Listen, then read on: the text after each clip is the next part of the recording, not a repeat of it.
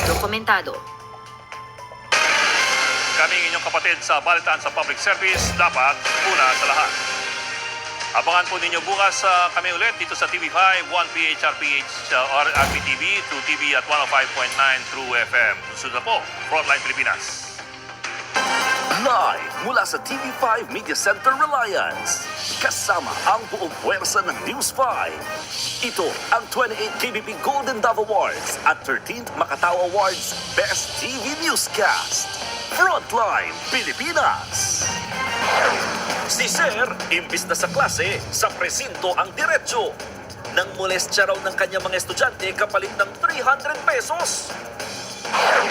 Sa kasagsagan naman ng malaking sunog sa Intramuros, may lalaking biglang kinuyog. Sa labas kami matutulog. Sitwasyon ng mga nasunugan, sisilipin natin live. News 5 Exclusive.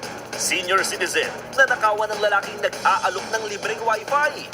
Ang pambubudol sa kawawang matanda sa pool sa CCTV.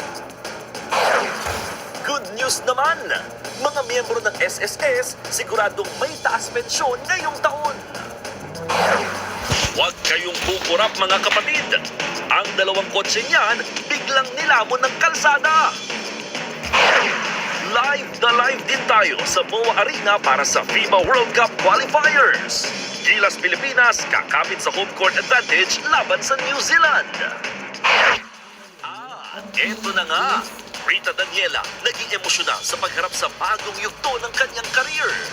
Kumusta na rin kaya siya matapos niyang idemanda ng pambabasto si Archie Alemania?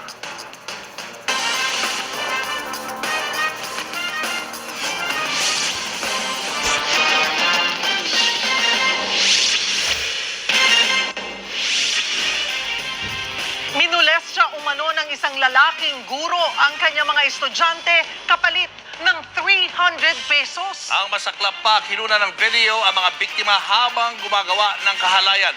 Nasa frontline ng balitang yan, si Brian Castillo. Kausap ang lalaking yan ng mga tauhan ng